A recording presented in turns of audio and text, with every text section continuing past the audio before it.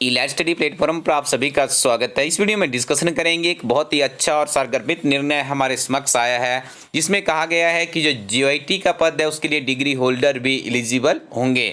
तो आप सुन के सरप्राइज हो रहे होंगे कि आखिर ये खबर क्या है। तो आइए इसकी पुष्टि करेंगे आज किस तरह के वैकेंसीज के लिए लाभदायक होगा। यहाँ पे न्यूज़ आपने देख लिया और आज आपको बताना चाहेंगे विभिन्न तरह के समाचार पत्रों में काफ़ी सुर्खियों में ये खबर छाई हुई है। तो यहाँ पे देखिए मैं आपको बता दूँ, वर्तमान समय में तो जीओआईटी की बात करें तो आप साधारणतः सिंपल +2 पास होने चाहिए, तब आप इस वैकेंसी के लिए एलिजिबल माने जाते हैं। या आपने मैट्रिक कम आईटीआई या आईटीएस एटसेट्रा कुछ आपने इस तरह की क्वालिफिकेशन ली है, तब भी आपकी एलिजिबिलिटी वहाँ पे बनती है। लेकिन कुछ समय पहले भी मैं आपको ले जाऊं जहां पे 2 या 3 बहुत बड़ी रिक्रूटमेंट हुई थी जीओआईटी की, तो उसमें एक निर्णय था कि आपके पास यदि डिग्री है तो आपको बाहर कर दिया जा रहा था। कि वहाँ पे ये कहा जाता था कि आपके पास महज 1 वर्ष का कंप्यूटर का कोई डिप्लोमा होना चाहिए। इसी तरह की दिक्कत आई थी हमारे हिमाचल प्रदेश में ही जेई सिविल, जेई मैकेनिकल की और जेई इलेक्ट्रिकल के पदों के लिए। उसके लिए कहा गया था कि इसके लिए जो डिप्लोमा होल्डर है वही एलिजिबल होंगे, जिन्होंने डिग्री किया है उन्हें बाहर किया जा रहा था। तो देखिए इससे बहुत बड़ा लॉस हो रहा था एक बहुत बड़े ग्रुप को। लेकिन यहाँ पे देखिए हाई कोर्ट का निर्णय था कि जिस वैकेंसीज के लिए वो अप्लाई करेंगे उसके लिए उनकी एलिजिबिलिटी मानी जाए, उन मिनिमम एलिजिबिलिटी उनकी मानी जाए। लेकिन अब देखिए सुप्रीम कोर्ट ने एक अहम फैसला दिया है। उसमें कहा गया है कि यदि किसी व्यक्ति ने अपने जीवन में उच्च शिक्षा प्राप्त की है तो ये कौन सी बुराई है। देखिए एक अंडरस्टूड करने वाली बात भी है, यदि आप पीएचडी कर लेते हैं, हो सकता है पीएचडी के क्षेत्र में आपको रोजगार ना मिले, तो क्या आप लोअर विंग में ट्राई नहीं कर सकते हो। तो देखिए ये थोड़ी सी दिक्कत वाला काम था यहाँ पर।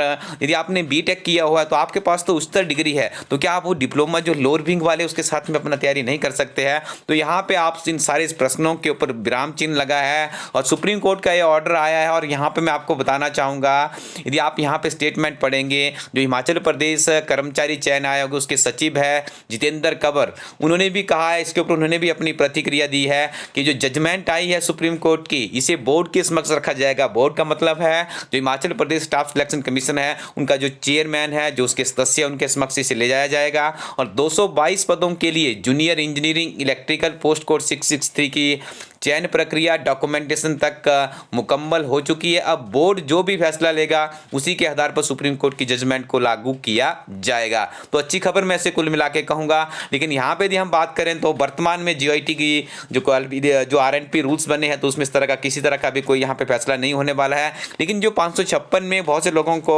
डिग्री की वजह से बाहर होना पड़ा था, तो उसका निर्णय भी अब बोर्ड के द्वारा ही लिया जाएगा। तो स्टूडेंट्स से पिछले कल आपने देखा जीओआईटी इसमें कंप्यूटर ऑपरेटर का पेपर हुआ था, तो अभी आपने यदि उस पेपर को हम रिव्यू कर रहे हैं, हमारी टीम अभी तक उसका अवलोकन करने का सौभाग्य मुझे भी प्राप्त हुआ है। और मैं आपको बताना चाहूँगा कि हमारी टीम के द्वारा जो एक किताब तैयार की गई है, ये किताब का फोटो आप यहाँ पे देख रहे हैं। Junior office assistant IT, computer operator, data entry operator, assistant programmer की जो एक किताब है, इसी किताब में से अधिकतर प्रश्न पूछे गए थे। कंप्यूटर ऑपरेटर की परीक्षा जो पिछले कल हुई है, आप उसका अवलोकन कर लीजिए। और जीओआईटी में भी यदि हम बात करें अन्य पब्लिशर की, तो हमारी किताब काफ़ी सक्सेस रही है। अधिकतर प्रश्न हमारे प्लेटफॉर्म से इसमें संबंधित थे। और अब कंप्यूटर ऑपरेटर में भी आज आप सामान्य ज्ञान देखेंगे, अदर्स देखेंगे, तो बहुत ज़्यादा प्रश्न हमारी किताब से पूछे जा रहे हैं। तो कुछ लोग जो इस किताब के ऊपर उल्टी प्रतिक्रियाएं करते हैं, उनको भी मैं बताना चाहूँगा कि एक बार आप इस किताब का अवलोकन करके देखिए। हाँ, हम इस बात को मानते हैं कि इस किताब का जो प्रारंभिक में जो प्रथम हमने इसका प्रिंटिंग निकाली थी उसमें कुछ त्रुटियाँ रह गई थी,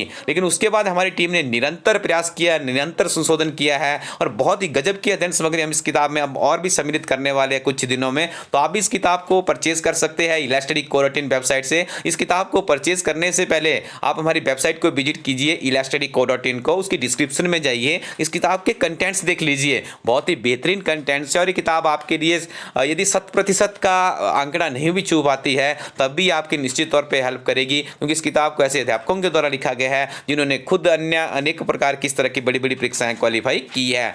कुछ दिनों में आपकी क्लर्क की परीक्षा होने जा रही है, तो हमारी टीम आपको कैसी किताब दे रही है। हिमाचल प्रदेश की पहली किताब है जिसमें आपको एक कंप्लीट सिलेबस पैकेज मिलता है, साथ में क्लर्क परीक्षा के पिछले 11 वर्षों के प्रश्न पत्र भी सॉल्व किए गए हैं। और देखिए इस किताब की विशेषता है, क्लर्क के लिए किताब है, लेकिन क्लर्क से लेकर एचएस तक की परीक्षा के लिए यहाँ से प्रश्न पूछे जाते हैं, क्योंकि कुछ इस तरह का संग्रह इस किताब में बन चुका है। और भी किताबों को परचेज करने के लिए आप विजिट कीजिए इलाज स्टडी को.in वेबसाइट को। Thank you very much, keep watching इलाज स्टडी यूट्यूब चैनल।